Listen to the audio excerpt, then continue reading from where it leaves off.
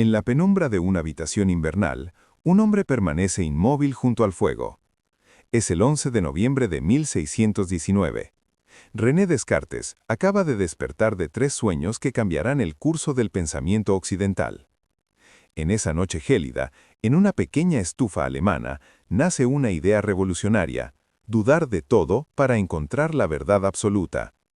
Pero ¿quién era este hombre que se atrevió a cuestionar siglos de certezas? ¿Qué lo impulsó a desafiar el peso de la tradición y la autoridad? La Europa del 600 es un continente desgarrado por la violencia, el fanatismo religioso y la transformación cultural. La Guerra de los 30 años consume naciones enteras en nombre de Dios, dejando millones de muertos en los campos de batalla. Católicos y protestantes se enfrentan con ferocidad inusitada, convencidos cada uno de poseer la verdad absoluta.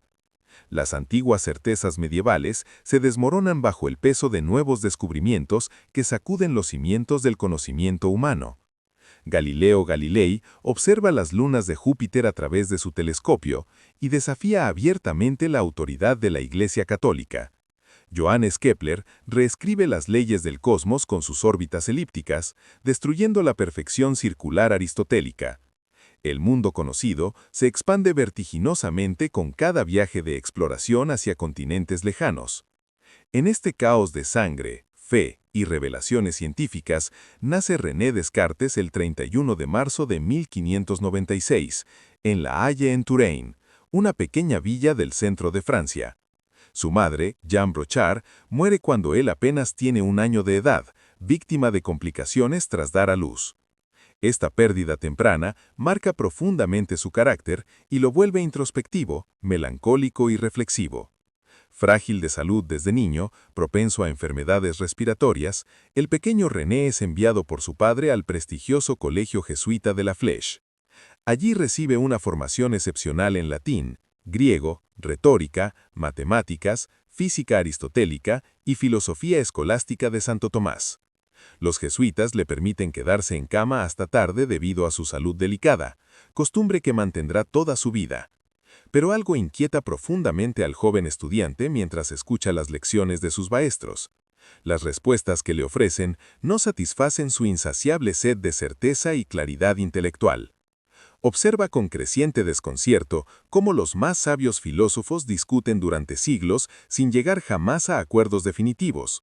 Cómo las verdades indiscutibles de unos son herejías condenables para otros según la geografía o la época. Cómo la autoridad de Aristóteles o de los padres de la Iglesia, y no la razón pura, dicta qué debe creerse. A los 22 años, hastiado de los libros y las disputas estériles, Descartes toma una decisión radical: abandonar las aulas y leer en el gran libro del mundo. Se enrola sucesivamente en ejércitos protestantes y católicos, no por convicción religiosa ni patriotismo, sino simplemente como forma de viajar por Europa y observar las costumbres humanas. Es precisamente en estas peregrinaciones militares, lejos de bibliotecas y profesores, donde tiene sus 3 famosos sueños reveladores aquella noche de noviembre. Una voz interior le susurra con claridad meridiana su verdadera misión en esta vida: fundar una nueva filosofía basada únicamente en la razón. El joven soldado filósofo comprende con certeza absoluta que debe encontrar un método infalible para distinguir lo verdadero de lo falso. No puede confiar ciegamente en los sentidos corporales que constantemente nos engañan con ilusiones y percepciones erróneas. No puede confiar en las tradiciones ancestrales que se contradicen mutuamente según pueblos y épocas. Debe construir desde cero, sobre terreno firme, un edificio completo del conocimiento humano que resista cualquier tempestad del escepticismo. Si este viaje fascinante al interior de una de las mentes más brillantes y revolucionarias de la historia te está cautivando, te invitamos a suscribirte a nuestro canal Historiador del Pasado, para no perderte ningún documental sobre los grandes pensadores que forjaron nuestro mundo moderno. Descartes pasa los años siguientes viajando incansablemente por toda Europa, conociendo personalmente a científicos, matemáticos, filósofos y teólogos destacados. Finalmente se establece en los Países Bajos holandeses, donde goza de considerablemente mayor libertad intelectual que en Francia. Allí, en la soledad productiva de su estudio, rodeado de libros y apartado del bullicio mundano, comienza meticulosamente a escribir las obras revolucionarias que transformarán para siempre el rumbo de la filosofía occidental. Pasa días enteros sumido en profunda reflexión solitaria, buscando incansablemente el fundamento último, inquebrantable, de todo el saber humano posible. Descartes comprende con meridiana claridad que para construir un edificio verdaderamente sólido e inquebrantable del conocimiento humano, primero debe demoler sistemáticamente todos los cimientos falsos, débiles o simplemente dudosos, heredados de la tradición. Y así, nace su método filosófico absolutamente revolucionario para su época, la duda metódica o duda sistemática. No se trata en absoluto de un escepticismo destructivo y nihilista que niega toda posibilidad de conocimiento, sino de una herramienta quirúrgica extremadamente precisa para separar definitivamente lo verdadero de lo falso, lo cierto de lo meramente probable. Imagina al filósofo sentado en su gabinete de estudio holandés frente al fuego crepitante, enfrentándose valientemente a la pregunta más radical jamás formulada en la historia del pensamiento. ¿Puedo realmente estar absolutamente seguro de algo?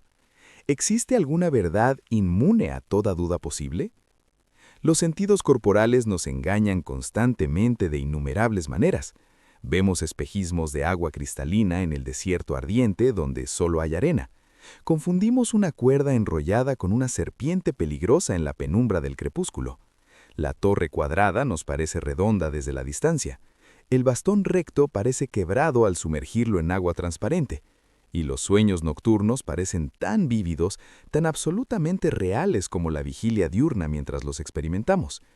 ¿Cómo podemos saber con certeza absoluta si no estamos soñando precisamente ahora mismo, en este preciso instante?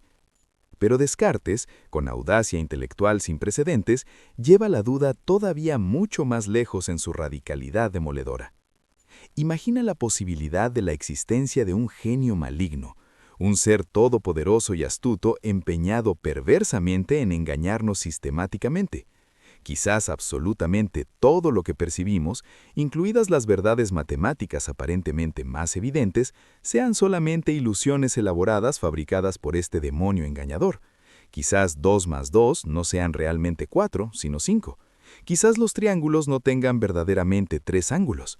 Quizás el universo físico entero no sea más que una mentira elaboradísima, una simulación perfecta diseñada para confundirnos.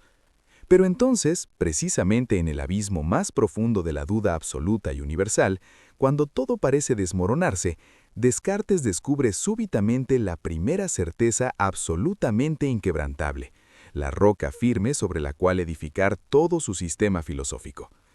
Aunque absolutamente todo sea falso, aunque un genio maligno omnipotente me engañe sistemáticamente sobre todas las cosas, hay algo que permanece indudablemente cierto. Para poder ser engañado, debo necesariamente existir. Para dudar de algo, debo necesariamente estar pensando. Y si estoy pensando, entonces necesariamente existo como ser pensante. Cogito ergo sum. Pienso, luego existo. Estas 4 palabras latinas lapidarias, tan breves pero tan profundas, inauguran definitivamente la filosofía moderna y el racionalismo occidental. Por primera vez en toda la historia del pensamiento humano, el fundamento último del conocimiento no reside en Dios revelado, ni en la tradición ancestral, ni en la autoridad incuestionable de los antiguos filósofos griegos, sino exclusivamente en la propia conciencia pensante del individuo humano. El yo pensante, el sujeto consciente, se convierte en el punto arquimédico absolutamente firme desde el cual es posible mover todo el universo del saber humano. Desde esta primera verdad absolutamente indubitable, Descartes procede a reconstruir meticulosa y sistemáticamente todo su sistema filosófico siguiendo un orden geométrico riguroso. Si existo como ser pensante, entonces necesariamente debo tener ideas en mi mente. Entre ellas descubro la idea de un ser absolutamente perfecto, infinito y omnipotente, la idea de Dios. Pero esta idea de perfección infinita no puede provenir de mí, que soy imperfecto y limitado. Debe provenir del propio ser perfecto. Por tanto, Dios existe necesariamente, Y un ser absolutamente perfecto no puede ser engañador, pues el engaño es una imperfección. Por tanto, lo que percibo clara y distintamente con mi razón debe corresponder necesariamente a la verdad. Así rescata ingeniosamente Descartes la confiabilidad fundamental de la razón humana y de los sentidos bien utilizados. Su método filosófico se convierte rápidamente en el modelo ideal para toda investigación científica rigurosa. Análisis preciso, síntesis ordenada, enumeración completa y revisión exhaustiva de cada paso. Divide cada problema complejo en sus partes más simples y evidentes. Procede ordenadamente de lo más simple a lo más complejo. No acepta jamás nada como verdadero que no sea absolutamente evidente para la razón. Examina todo con tal minuciosidad que adquiere certeza de no omitir absolutamente nada relevante. Este racionalismo cartesiano marca definitivamente un antes y después trascendental en toda la historia del pensamiento occidental. El ser humano ya no es un súbdito pasivo y obediente de verdades reveladas externamente, sino un agente activo y crítico en la construcción metódica del conocimiento verdadero. Pero René Descartes no es solamente un filósofo abstracto encerrado en su torre de marfil especulativa, es también un científico extraordinariamente brillante y productivo que revoluciona profundamente las matemáticas y la física de su tiempo con contribuciones que perduran hasta nuestros días. Su mayor aporte matemático, el que garantiza su inmortalidad en la historia de la ciencia, es la invención de la geometría analítica, la fusión magistral del álgebra con la geometría euclidiana que permite representar figuras geométricas mediante ecuaciones algebraicas. Antes de la genialidad cartesiana, la geometría y el álgebra eran disciplinas completamente separadas sin conexión aparente entre ellas. Él construye un puente revolucionario entre ambos mundos matemáticos al inventar el sistema de coordenadas cartesianas que absolutamente todo estudiante conoce hoy en día. Cada punto del espacio geométrico puede representarse unívocamente mediante un par ordenado de números, sus coordenadas. Cada curva geométrica, por compleja que sea, puede describirse mediante una ecuación algebraica específica. Esta intuición, aparentemente simple, pero genuinamente genial, abre de par en par las puertas al desarrollo posterior del cálculo infinitesimal que Isaac Newton y Gottfried Leibniz desarrollarán brillantemente algunas décadas después. Transforma radicalmente la geometría de una ciencia intuitiva de formas visuales en una ciencia rigurosa de relaciones abstractas expresables algebraicamente. Las coordenadas cartesianas revolucionan no solamente las matemáticas puras, sino también la física aplicada, la ingeniería práctica, la navegación marítima, la astronomía observacional y prácticamente toda ciencia cuantitativa.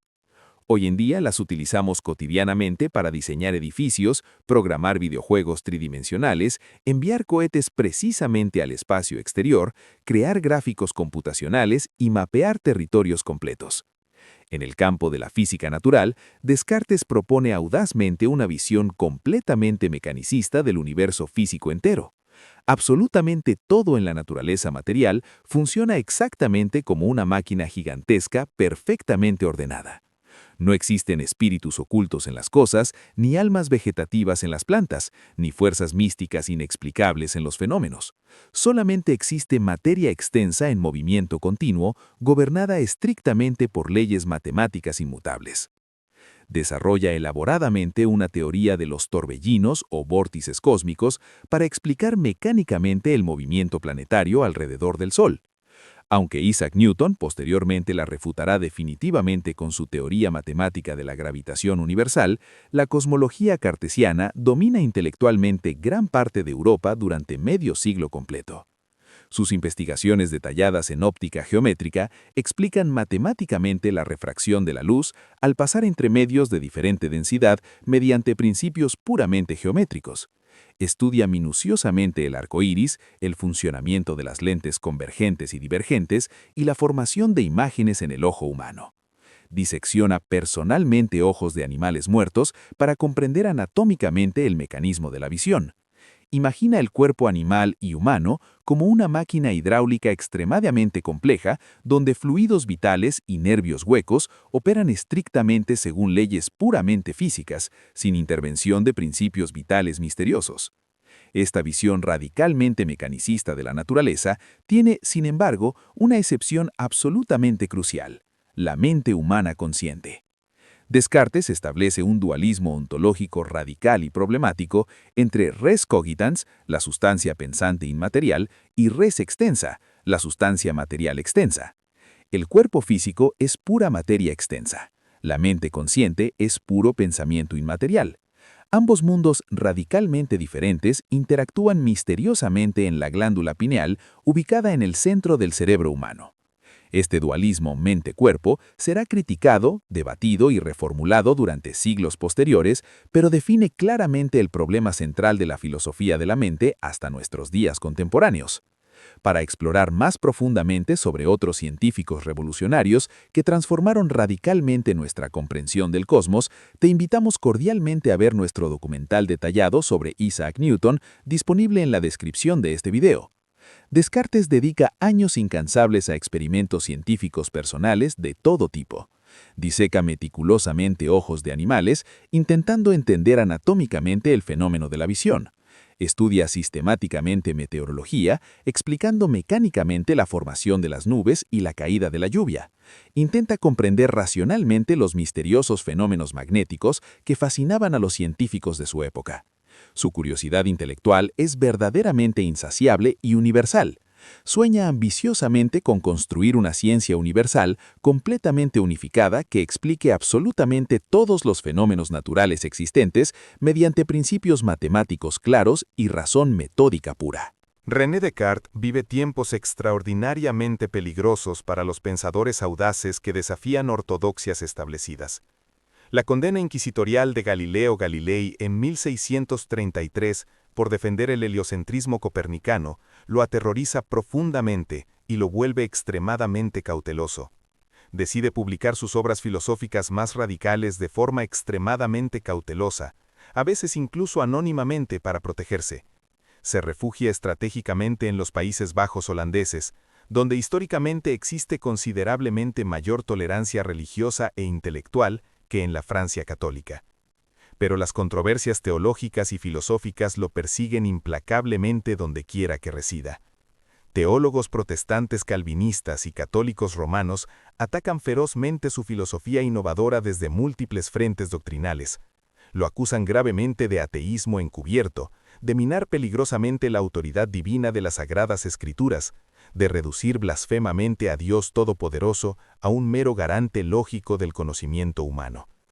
Algunos intelectuales progresistas ven en su método filosófico un camino prometedor hacia la libertad intelectual y el pensamiento crítico. Otros pensadores conservadores ven una puerta peligrosísima al caos moral y la herejía religiosa. La Universidad de Utrecht condena oficialmente sus doctrinas filosóficas como peligrosas para la fe cristiana. Descartes debe defender repetidamente sus ideas revolucionarias ante tribunales académicos hostiles. Pero absolutamente nada logra detener su convicción filosófica profunda. En 1649, a sus 53 años, acepta finalmente la insistente invitación de la joven reina Cristina de Suecia para convertirse en su tutor filosófico personal en la corte de Estocolmo. Es una decisión fatalmente equivocada que costará su vida. El clima brutalmente gélido del invierno escandinavo y el horario absolutamente brutal que le impone caprichosamente la reina, lecciones obligatorias de filosofía a las 5 de la madrugada en pleno invierno, destruyen rápidamente su salud siempre frágil y delicada. René Descartes muere de neumonía severa el 11 de febrero de 1650 en tierras suecas extranjeras. Tiene apenas 53 años. Su cuerpo mortal es enterrado inicialmente en un cementerio sueco, lejos de su amada Francia, pero su legado intelectual inmortal atraviesa los siglos como un río imparable e incontenible. Descartes funda definitivamente el racionalismo continental que domina absolutamente la filosofía europea durante generaciones completas posteriores. Baruch Spinoza radicaliza audazmente su método hasta el panteísmo. Gottfried Leibniz lo refina sistemáticamente con su lógica y metafísica. Immanuel Kant intenta magistralmente sintetizar racionalismo continental y empirismo británico en su monumental Crítica de la razón pura. Pero el influjo cartesiano profundo no termina de ninguna manera en la Ilustración dieciochesca. La fenomenología del siglo XX, con Edmund Husserl como fundador, retoma conscientemente el método cartesiano de la duda radical y la búsqueda incansable de certezas fundamentales absolutas. El existencialismo francés discute apasionadamente el cogito cartesiano y la verdadera naturaleza del yo pensante. La filosofía analítica de la mente contemporánea sigue lidiando intensamente con el problemático dualismo mente-cuerpo que Descartes planteó hace 4 siglos. Hoy en día, en plena era de la inteligencia artificial y la neurociencia cognitiva, las preguntas cartesianas fundamentales resuenan con urgencia filosófica absolutamente renovada. ¿Qué significa verdaderamente pensar conscientemente? ¿Puede una máquina computacional realmente dudar genuinamente? ¿Existe el yo unitario o es meramente una ilusión neurológica? Cuando un algoritmo sofisticado procesa información simbólica, ¿está genuinamente pensando o solamente simulando pensamiento? Y si verdaderamente pensara conscientemente, ¿existiría entonces como sujeto? Descartes nos enseñó profundamente que la duda metódica no es en absoluto enemiga de la verdad, sino precisamente su guardiana más fiel e incorruptible. Que la razón humana bien ejercitada, cuando se aplica con rigor metodológico y honestidad intelectual, puede efectivamente alcanzar certezas sólidas incluso en medio del caos y la confusión más absolutos. Que cada uno de nosotros es ante todo y fundamentalmente un ser pensante dotado tanto del poder como de la responsabilidad ética de buscar incansablemente la verdad por sí mismo. En un mundo contemporáneo completamente saturado de información falsa, de certezas ideológicas dogmáticas, de noticias fraudulentas, de dogmas infundados, el espíritu cartesiano crítico nos convoca urgentemente. Atrévete valientemente a pensar por ti mismo con rigor. Examina sistemáticamente todas tus creencias heredadas. Cuestiona lo aparentemente obvio y lo dado por sentado. Busca incansablemente la claridad racional y la distinción conceptual precisa.